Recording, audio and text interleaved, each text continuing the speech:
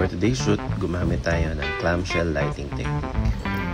Hi, ang task natin today ay i-shoot ang mga big boss ng Gallium 31 para ito sa kanilang upcoming 20th anniversary. Let's go! Huwag muna yung pan-20. Nakong kiss dyan. Bride. Okay, 1, 2, 3, and... Yan. Dapat steady. Dapat ba? Hands sila. Relax lang. Sorry, Arte. Ano?